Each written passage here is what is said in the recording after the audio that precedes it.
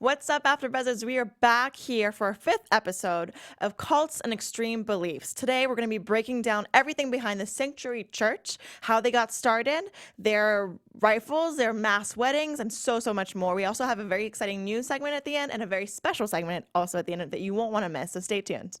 You're tuning into the destination for TV superfan discussion, AfterBuzz TV. And now, let the buzz begin. It's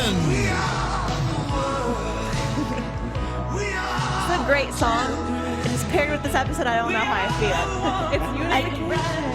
It is. This was kind of the soundtrack in the back of my head the whole time. The reason why I say that is because I was like, wow, you feel like you've heard it all, but you haven't. And this episode really proved that.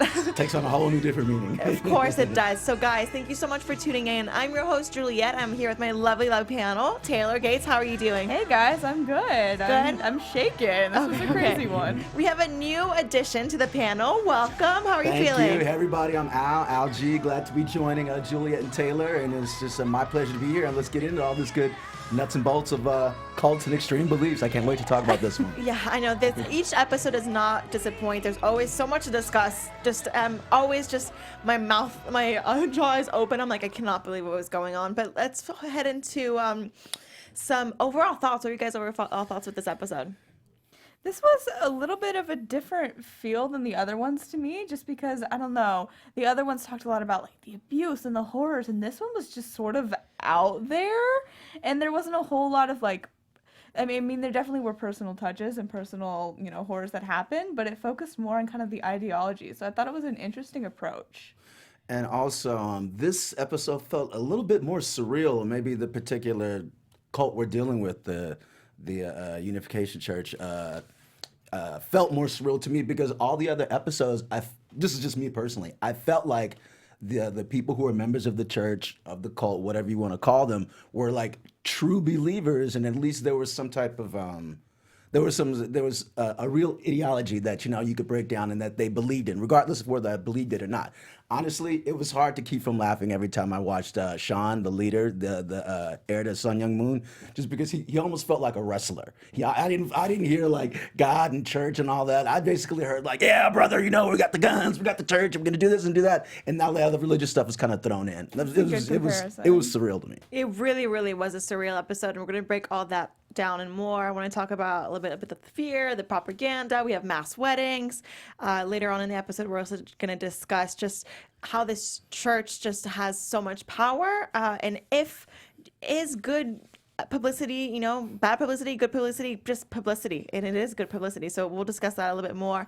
But first, let's get into just kind of how this whole church got started and its ideology. And I want to know, in comparison to the other episodes, I feel like this was very separate in the way of its construct. We still had the notion of one leader and it was very based in Christianity. Were you at all surprised about how this church operated? Because it seemed like it wasn't very explained to me kind of what they were really preaching. It was very back and forth. I had a lot of questions. Did you guys feel that as well? Yeah, I did, and I feel like, I don't know, we learned a lot about sort of the guns, like that was the main focus, and I kind of wish that we would have gotten more about, like, what do they do other than that? Like, I felt it was almost a little bit one note in that way. And you know what my impression was along those lines is that I think they're very, like, thin when it comes down to, like, biblical ideology. I feel like all that stuff's like an afterthought compared to, like all the gun sloganing. And one thing that comes out at the end, which I think we really get to it doesn't even feel so much like a religious organization. The religion is thrown in there, of like God and country, but it's all about, like, arming and going beyond Second Amendment rights and a whole other thing we'll get to later. But that's my impression. It's less religion and it's more of like, a call to arms. Mm-hmm. Yeah, and it's just, there's a lot of violence with it all. Of course, with the guns that come into play later on, we have this community also that, I like how they talked about LGBTQ and how actually this church is posing a big threat against them. I thought that was really chilling. I actually had chill at that moment. I was like, oh, well, you have all these things that show a big threat. Not only do you have weapons, you have this notion of violence, but you also have, it seemed like a community that is targeted, which is the LGBTQ. Do you think that they are a targeted community and they should be afraid of this? Yeah, absolutely. I mean, we've talked in like sort of the other episodes about how you're like working towards a common enemy, and I feel like that was a big thing in this cult about how everyone else who's outside of the cult is sort of demonic and, you know, sullying what God wanted and all of this stuff. And so I feel like that's definitely a possibility. Yeah, they're definitely a threat to the LGBT community, but one of the things I think you're hitting on is like they promote this whole notion of other than, you know, anybody who's other than us, you know, they're the outsiders, they're the ones who are not of God. Those are the ones to fear. And like all the saber rattling they do, it's not just about you know, self-defense and protection. They're basically being provocative. They're in the one sense of like we have to protect ourselves from the evil government. They're out there fanning the flames. Yeah, very true, very true. And then there's something that we've seen throughout the series is that it's when it comes to cults and extreme beliefs, they do that. It's a tactic of fear and it's a tactic of controlling. If you are separated from your loved ones, for your families, and there's notion of the in crowd and the outsiders are the enemy, it makes you that much more into their organization because you feel like you're part of something bigger. I'm wondering if this cult has similar, like, kind of beliefs and, like, rules on that, because we didn't really touch on that a lot, but the person that wanted to remain anonymous, they were like, I know that there's going to be huge repercussions if they find out who I am. So I wonder if they also have that sort of rule about separating families and, like, cutting off all contact if you leave. Right. I think this episode was very strong in the sense that we got to talk to the leader himself, which is something that is completely unknown of in comparison to the other episodes. But in turn, my only disappointment with the episode is that I was left with a lot of questions, including that one, that when it comes, we heard a little bit of how the organization came together, but actually its foundation was kind of missing. What I really enjoy also is hearing why people leave the cult, and that was explained, but I think really quickly. I would have wanted to hear a little bit more about that, of how do you leave? How does that happen? Are you shunned? Are you not shunned? Do you have to, do you have to worry about any kind of repercussions? And it felt like the episode was running out of time. And I almost feel like it's not even necessarily Elizabeth and the journalist and Andy's crew's fault. I just felt like the religion or their faith was very thin in and of itself. I thought the foundation was very thin. I was kind of reflecting on how they started as the Unification Church before they came like this branch of the Sanctuary Church, and it started out just, you know, more of a hippie thing, and you saw all those hundreds of people in the like Yankee Stadium getting married, and then like that seems more normal to me, or more of a normal, I guess, cult or organization, you know, non-specific, non-traditional religion that you're used to seeing. It's almost like, okay, people wanted something to belong to. They would end up marrying people they didn't even know, but okay, what's the appeal in that? I don't know, maybe like if they were lonely or whatever. But this whole generation of the church, if you want to call it that, is just something totally different. And I really felt like something really insidious about it, because it's one thing to believe in Second Amendment rights, and you know, people have a right to carry arms and all that. I'm all for that. But one of the guys, Sam, was getting into that. But there's something very insidious about also how Sean's brother, the other son, he's a gun manufacturer. So there's all types of like, you know, like political and monetary and selfish gains tied in. The whole thing stinks to me. It really does. And this idea of monetization was seen throughout in different forms. The overall family is living this luxurious lifestyle because you have to buy into the religion.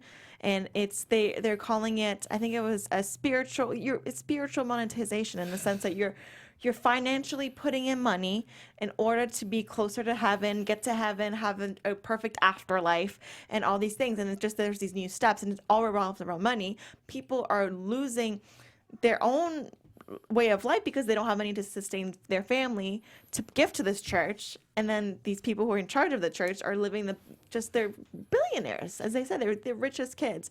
I was kind of surprised by that, because we see this notion a lot, yet it seems like they're trying to hide the fact that they have so much money, whereas here it seemed like there was a system where they were really flaunting their money, and they were very proud of it, which gave some red flags to a lot of people.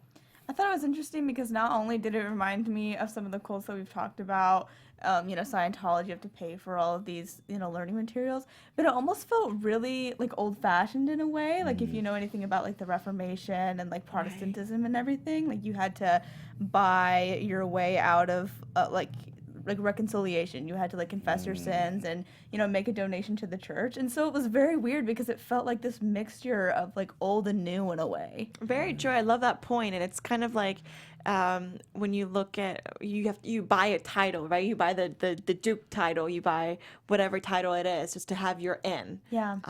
Which is that was really something that got to me. I thought that was just so insane. Yet again, all that system rose some red flags, and that's why we know Teddy. We meet Teddy, and he says that's why his family, even though they were brought up in this organization, decided to leave. It took him a while to get to that story, the fact that he had to leave and why and how that happened, which I thought was surprising. I kind of wanted to hear a little bit more about. Did you guys get enough, or did you want to hear a little bit more about his backstory? I felt like I heard enough. I felt like he's one of the people like who, if you're an audience member, you automatically identify with him. So as soon as I heard him tell his story and how his family left, I got it. There's still parts of me that wonders, okay, like, well, how did your family eventually get into it? But to me, at that point, it doesn't even matter at this point. It's like, once you're in there, it's like, how do you get out? I don't know, but I found him to be very authentic. Parts of it, I mean, confronting the other members of the congregation, asking them questions. I mean, that's necessary for the press and, to show that you want to be diplomatic. But what are you expecting these people to say? They have their talking points memorized, and you're never going to get one of them to have a logical conversation with you without, like, deflecting into the same old, sloganizing they always do. It's never going to be a real conversation. I was impressed at how, like, well he carried himself, though. Like, he really didn't yell at anyone or get angry. Like, he was very rational and sort of logical, and I don't know, I thought that was really kind of admirable, just his personality while he was doing that. Right. So towards the end of the episode, we see him go to the reunion, and he kind of is talking, how this dialogue, and you're right, he's very calm about it, and that was nice to see that he, as much stress and as much darkness as this has brought to his family, to his life, to everyone around him, he was able to put that aside and have a real conversation. And it's something we're really lacking of here and lacking of in our politics everywhere. People are not having reasonable discussions. There's a lot of yelling and waiting for the other one's lips to stop moving, not really listening to each other. So that is a part that I really, really enjoyed. And he, like many, is forever going to be affected by this cult. Even though you leave, you never completely leave, because you're always affected. And especially when it comes to his family, because unfortunately his mother is now paralyzed from an accident because she was shot by her own son. I had never heard anything like this. Yeah. I was so bizarre. It was chilling. It was heartbreaking. And I wonder, I don't think that they left right after that, though, did they? Because he was younger when that happened, right? And they didn't leave until he was 22. That's the craziest part. So they kept in the cold. And they had an answer for everything. Well, a gun is just like any other tool. If you drive a car, you can get in an accident. You can't help what other people do. Oh man, they had an answer for everything. They really did, and it was so sad. But when Teddy was saying, you know what, now my mom's forever paralyzed because we were a couple of church kids who thought guns were holy. Yeah. Which is just the concept. It just makes no sense to me. In and of itself, I mean, if you're gonna get biblical to me, I mean, I was born and raised in the church. I'm not a super religious person, but to me, that's whenever you put an item, a token, something that's physical, a thing, that's idolatry to me. Then they were odd to me that they were totally elevating guns. That was part of like the idolatry and like praising and worshiping and the just kind of like the edifying of the whole gun culture as opposed to anything spiritual at all. Yeah, but it's born out of this rod of iron theory thing, which like they didn't have firearms when the Bible was written, so it's crazy to me that they're taking that line and spinning it to mean this. That is a really great point. Like that is so absurd. When you really put that down, right, Taylor, how it just goes to show how people take biblical texts that were written years and years and years and years and years and years ago that completely have a different meaning now because just in the way they're written, and everyone has their own interpretation. And that's when things get very, very dangerous. But the funniest thing for me is that I could even, like I said, I've seen other cults or just religions, traditional or non-traditional. They can take something from the Bible or some ancient scriptures and use it to kind of justify their message or make it kind of make sense and consistent. But to me, this just made no sense to me. I was like, literally, I was about to like, my jaw was agape and was about to laugh if it wasn't so sad. You know what I mean? And if like we're talking about Teddy, this guy's not only his family suffered permanent damage, but these crazy people running around with guns. Who knows if they want to like get retribution on him? That's another thing. Right, like you left the cult. Yeah. That must be the scare. And leaving any cult takes a lot of courage and is very scary. But leaving a cult, has hundreds of members who all own assault rifles, right? And it's also And now you're the enemy again. Exactly, you're the enemy, and you really, really are the enemy, because it's not that you're a non-believer, it's that you used to be a believer, now you've rejected it. So you also Makes you worse. It makes you worse because how dare you, A, and B, makes people nervous because you know too much. Yeah. So just so much craziness there. Another member that we meet was Sean Moon's half-brother who left the cult. Again, here Was that Samuel? yes. Okay. Again, here I thought it was really neat that they were able to, for the purpose of the show, that they're able to pull these people because it brings so much. Yet I wanted to know a little bit more of how he left, how he decided to separate himself from the family. It was kind of brushed over for me. Did you guys feel that lack or not at all? I understand what you're saying. I would have, if there was any more penetration in certain characters, I would have liked to see more of what was going on with Samuel, and maybe slightly more like Teddy, I think, which you already mentioned. But it's like, thank God he came in and brought just like the voice of reason. You know what I mean? And insider knowledge on top of it. Just he's so close to he's part of the family. He was raised with all of these. And he goes on to talk about how actually he felt that his brother Sean Moon was a sweet kid. Only a few years ago, he was making YouTube tutorial videos about monks and monks' lifestyles and different raps. And he was like, oh, this guy seems awesome. And I hate to keep harping on this, but that's the part of me that makes me think, I almost don't think he believes it himself. I question how much he believes it himself. You know what I mean? It's just a racket for him. Yeah, is this new elevation of the church with bringing in the guns kind of he's just figuring it out, kind of like he's figuring out the YouTube tutorials and it's just a hobby and he's trying to take it from there. Just a lot of it seemed unreasoned, and it seemed like it was at the hands of this young kid, because he's not he's an adult, yes, but he's early 20, like he's a young kid. And he doesn't really know what he's doing, unfortunately. Yeah. He doesn't realize how much his force is just the messages he's spreading to the world is it's very alarming to me. Well, even when he was being interviewed, he was so slow with his answers, and he did have an answer for everything, but it took him a minute to get there, and you could tell that he was like kind of shaken by the questions. I don't think he knew how to answer all of them. So it just shows his inexperience. I felt like the veil was being lifted the whole time during that interview. Like, okay, gradually, like, and see more. I mean, to all of us, it's kind of obvious, if you're watching the show, or we can see the holes in it, or have a legitimate critique of it. But like the longer the interview went on, I mean, to me, it wasn't even talk about like faith, religion, God, ideals, morals. It wasn't anything of that. It was about like, running around playing soldier, and like posing like a gangster to me. That's all I saw was like a lot of ego and posturing. 100% I agree with you. I couldn't agree with you more, because as she's asking these questions and these deep thought questions, he's stumbling his words. Like you're saying, Taylor, he's slow, and he does have an answer for everything, but it's not a well thought out answer. It's not an answer that makes a lot of sense, and it's not really an answer that's fully answering the question. And just his tone of voice was so much more reserved, and I don't know, he can really turn it on, I feel like, when he's talking to his congregation, because he's like yelling and so passionate and so sure of himself. Right. And then when he sits down with someone who's on the other side, he can't field the questions. Exactly, because I think also he's used to preaching, where he's a showman. No one interrupts him. Yeah. He's used to like getting in his pulpit and being like the carnival barker, you know what I mean? And I don't want to compare him to certain political figures of today, but he's that guy. That's why I compared him to a wrestler. Just like, yeah, they're going to make fun of me up here and, on my crown of bullets and my AR-15. And I do look funny in my crown of bullets and my AR-15, but I'm not that crazy. And they're going to come after us and they're going to make us look nutty and evil. But all press is good. He just had the media shtick down to the T. Yeah. He really did. He really did. And it was very interesting because we brushed a little bit about this, how people at the ceremony seemed really calm and were able to have a calm dialogue. That is a duality that really shook me, is that all of these people, they all seemed very, dare I say, peaceful.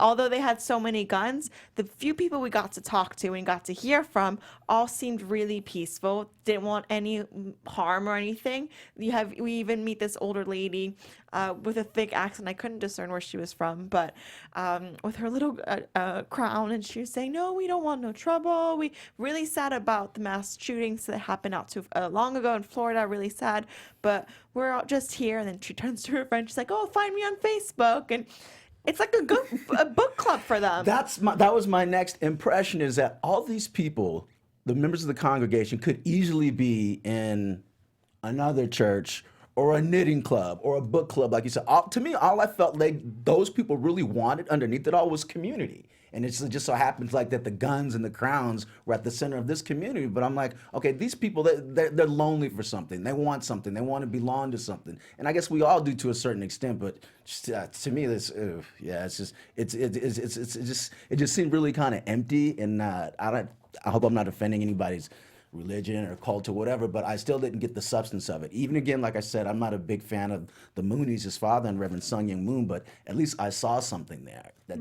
Here, I still don't know what I'm supposed to take away with as far as their faith. I keep saying that, but I'll stop. No, I agree. And you made a great point a little bit earlier, is that it's just like, it seems like it's a kid who, with his rifle in the backyard, and now he has his followers, and he's just kind of playing pretend, but this is real life, and this has real life consequences.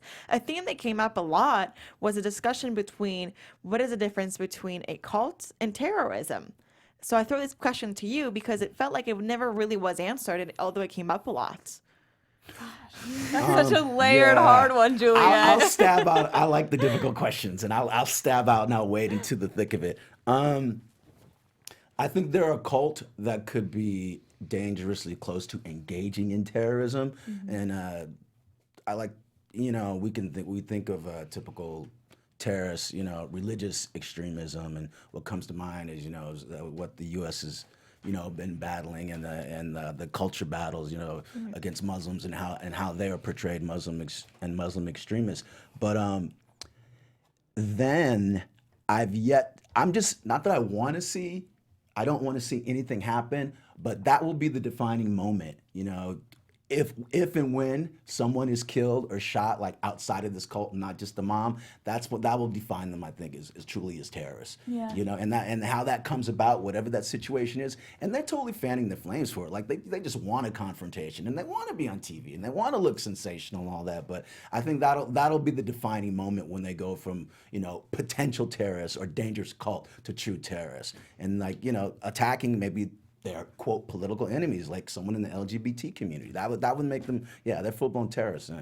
Yeah, I agree. I feel like they're at this tipping point, like, and something's gonna happen, and they're gonna tip either way. Yeah, exactly. And you hit a nail on the head right there, because that's it. Is that the one act of violence that we really heard about with this poor mother who's now in a wheelchair happened outside of a get together or a conference of any kind. So, and it kind of can be seen as an accident in a way, which, I mean, it was an accident, but it wasn't. Terrorism is here, I'm reading the definition here, is a person who uses unlawful violence and intimidation, especially against civilians, in the pursuit of political aims. See, it's the intimidation part. It's the intimidation part that's there, but because they are just preaching guns as this great steel of iron that God loves, and they're not actually using them per se. That makes them a cult, which is so weird, because with the threat of terrorism just right behind them. Exactly, the threat of terrorism is right there. But if we're being really, really technical, they're not, which is the scariest part, because it's a theme we see throughout the episode, whereas there's no real lines here. We have the right to bear arms, and we have the right to freedom of speech, and we have the right to assemble, to get together as community. These are all rights that we have. And these are rights that we, depending on your views, people don't really want taken away from them because they don't want their rights taken away from them. However, with that much freedom, we find ourselves in this position. And then it's so hard to just kind of just figure things out because we're in this crazy state.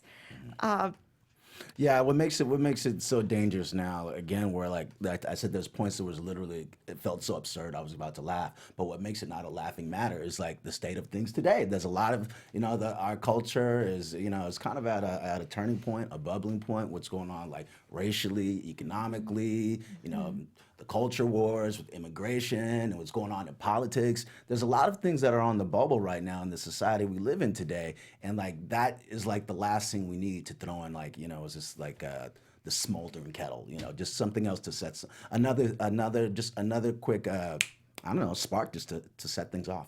Yeah, exactly. And that's a theme that came up as well, is this idea, this whole notion of media and the power of media. Right a few weeks before they are planning to get together to have this ceremony with all the rifles in Florida, is when the Florida shooting happened at the high school, in which unfortunately we've been having more and more mass shootings. The numbers keep increasing. And before this, not much attention was brought up to this cult. And Teddy and amongst others made their missions to just reach out to local news stations, to reach out to even schools, to let schools know, hey, this is happening near your area. 600 plus people are getting together with rifles. And measures need to be taken place. One of the measures being that the school had to relocate to another school because they didn't want to be so close to this happening. Yeah. Do you think that was a necessary move? Yeah, if you have elementary school kids, I definitely don't think that you want them. Even, I know some of the guns weren't loaded, but it's the intimidation thing. It's beside that's the point. traumatizing. Yeah, exactly. That's like so terrifying for little kids. And I don't know, this is just such a relevant thing to talk about right now because, like you said, there's been so many mass shootings lately, and the fact that they're technically following all the rules puts them in this weird gray area, and it feels so timely. And this, I think what I'm echoing what you're saying, and just like this point we've gotten to our society, instead of, okay, if we see like a wound here festering that maybe we need to clean up and deal with delicately, so much of the time that doesn't happen. As a matter of fact, there's people who want to exasperate and pour gas on the flame. We see something here. These people are hurt. They're wounded. There's just been a shooting there. Let me show up there with guns to provoke them more. That's I don't know. That's just the sad part about the society we live in today. Yeah, that is very true. And I'm trying to find the highlight, or at least the light at the end of the tunnel with each episode, because they take a toll on us. That as exciting as I am to watch each episode, I'm always like, oh wow, this was a tough one. This was a lot to take in, but. The one good thing I would say is that it's creating these people who have this newfound love for activism, right? And we have Teddy and other people within the community, ex-members who really make it their life mission to fight for what is right and go against what they were brought up in, and really reach out to these news outlets, just talk as former members and with all the information that they have. And that gave me a little smile. I'm like, okay, some people are doing things. Even the sole fact that us getting together here and you guys in the YouTube section, iTunes as well, like leaving comments and discussing and bringing these matters to light is so important, because these discussions need to be had so that we can be aware of what's going on and we can help people in need. And I was really, really touched by that, and I hope you guys were as well. Yeah, I definitely agree. I think this is a great moment to, because we kind of talked about our audience that we really love, and we really appreciate you guys tuning in, and we've been following up with your comments, and with everything you've been saying, it's just been bringing a lot of highlights to our weeks, because we just feel like we bonded with you and we have a little family. So please tell us all the exciting stuff that's happening at AfterBuzz, because there's lots more there. Okay. All right. Hey, everybody. Hey, AfterBuzzers. Here at the network, we produce after shows for nearly all your favorite TV shows, from dramas, reality TV, sci-fi, and more. There is no network that works harder to serve television fans than us. But now we need your help. We're asking that you please subscribe to one or more of our YouTube channels. Besides helping us a ton, here's what's in it for you. It caters specific content you already like directly to you. It brings you your favorite shows, so you don't have to seek them out. and it suggests content from other channels or podcasts that might interest you. Subscribing to our YouTube channels will also help you discover new shows we'll show your love. Since you're already tuned in to our reality channel, you might be interested in The Bachelorette, Real Housewives, or Botched.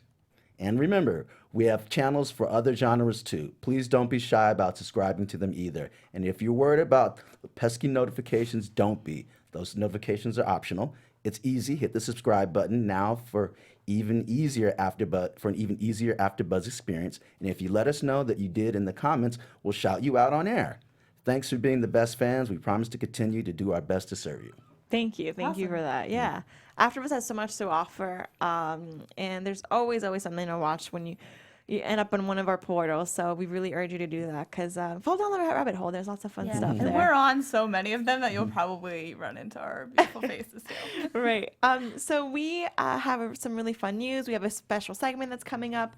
Before we wrap up our breakdown of this episode, is there anything that we touched lightly on, or we didn't touch enough, or not at all, that you would like to discuss? Anything that you really want to bring up? I just want to talk about like a little more of the like general side of it, because I thought it was so crazy. So like they said that the, Sun Myung Moon and his wife were like the true parents of mankind, and you had to love them more than your own parents. Right. Teddy was even saying that in his house they had more pictures of them than his actual family. And the fact that you had like the pictures, that felt almost like a North Korean thing to me. I don't know if anyone else got that vibe, because they have, like Kim Jong-un in their houses, like they have to. And so I don't know, that felt so just that intense militarization. Yeah. Very dictatorship. Mixed with culture too. Culture and pageantry and religion. And the fact that like I don't know, it was just so weird. He had the vision of Jesus saying that he didn't secure a bloodline, and he's like the second coming of Jesus. I don't know, I just thought all of the kind of history behind it and how this whole thing started and sprung up was so bizarre. And it was. It's true that as more we were learning little by little, I was like, this seems so absurd, and it's crazy that people wholeheartedly believe in this. But again, as we come to learn, once you're in it, you are in it, and you're kind of detached from reality. And one of the things, again, I was trying to because nobody's above, we all have our weaknesses. We never know what's going to happen tomorrow if we fall on hard times or lonely, desperation, illness in the family. So I even put myself back when they were showing them back in the 60s. I was like, okay, I kind of pride myself in being kind of like a loose hippie mentality. You know what I mean? I'm not a corporate guy, so maybe I might go check it out one time. And who knows, if I met some cool people and I might see this cool chick and I might end up hanging around. Will I end up getting married in one of the stadiums? Probably not. But I guess I could see how it happened with someone in a particular state of mind at a particular time, and they're young and they were looking for something. But that's such a big contrast to now. I really don't see what it offers now compared to at least what it offered then. But it offered more ideology. It offered more social mores and norms, even based on the family. Even if you don't believe that he's the next coming of Jesus, but at least they believed in something. I don't know. It's just the idea. It's just like after that, it seemed like they went, yeah, all that stuff's good, but this is what we're about right now. We're just about the guns. Yeah. Right. They were about the guns, and you know what? They also embraced just mass media in such a way. We heard him say that, he's one of the only leaders this far. We're in episode 5. All the other leaders or people part of the organization, even though A&E reaches out to them, they don't want any part of it. He's the only one who went there. He saw that as promotion. He even then, when he gathered with his people later on, was saying, A&E is doing this show. Bad publicity is good publicity. More people are going to come to our YouTube page. All this and all that. I had chills again, and I was like, that is... I don't know. I'm going to pose the question to you guys. Do you think bad publicity is good publicity in this case? It's some publicity. It's publicity. You know what I mean? He loved being splashed all over the magazines and over the news media. So I guess to answer your question, for somebody like him, bad publicity is good publicity for somebody like him, because that really helped them. Nobody even knew who they were up until this point. And that's why I have mixed feelings about Teddy. I don't have mixed feelings about he should get the word out. He should call the police, call the press, call the government, let this know what's going on in your backyard. But in the back of my head, I knew that was going to give them a bigger platform and microphone, and it did. Yeah. Does A&E have a responsibility here, and that they should be really careful with? And where does that responsibility start and end? It's so tricky. It's because you never know how people are going to interpret things. So even if you have like the best intentions. He's right. He's playing the game. He's a complete narcissist, and people are going to view their stuff more, whether they decide to join it and support it or condemn it. Like Annie, wants people to do is kind of in the hands of the viewers. Very true. I mean, it made us do research as we do always every week to give you guys as much information as we possibly can. And in the show, they showed his Instagram, which I tried finding and I could not. And even if I did, I wouldn't want to share the handle because I don't think it's something we should be doing.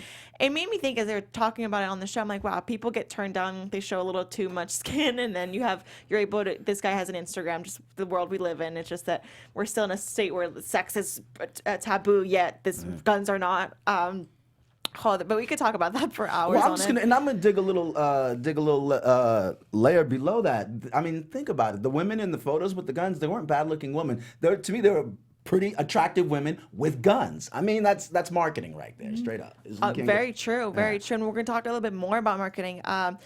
Taylor has this very special segment that that she does for us every week, where she talks about celebrities or people in the public eye who are associated with any of the cults that we discussed. So Taylor, take it away. Yeah, so actually the two people that I found who were actually involved with the Unification Church. So it was basically what Sean's father was a part of and what he headed.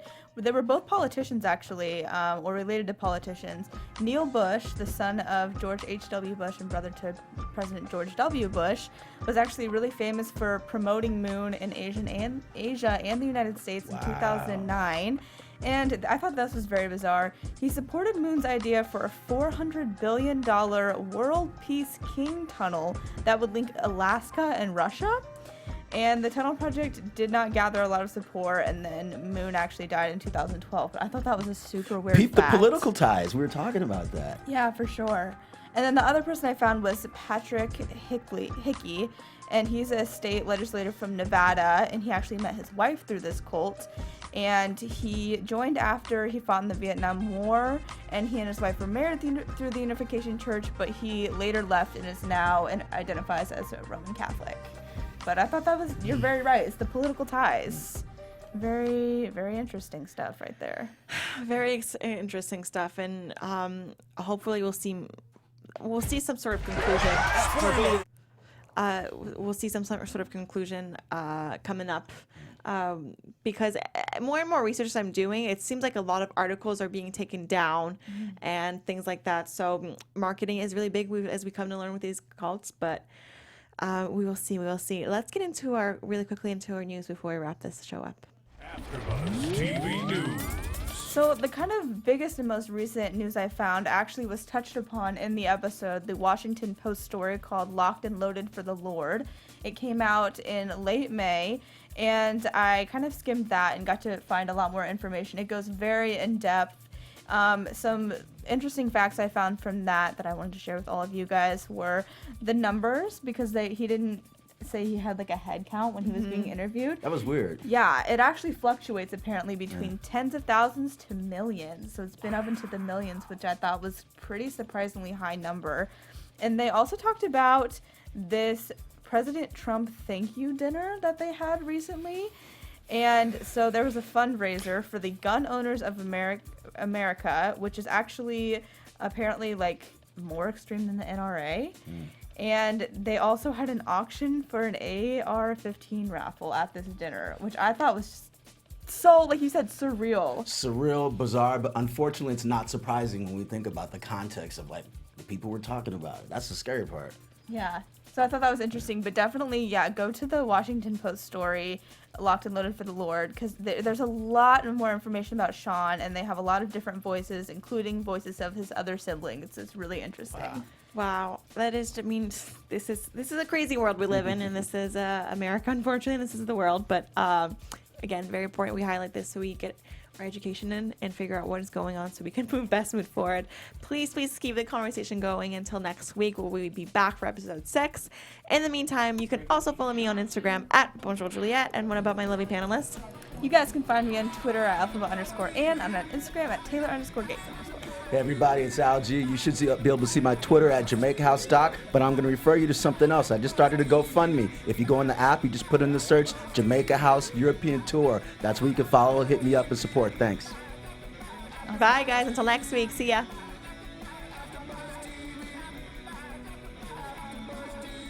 From executive producers Maria Menounos, Keven Undergaro, Phil Svitek, and the entire AfterBuzz TV staff, we would like to thank you for listening to the AfterBuzz TV network.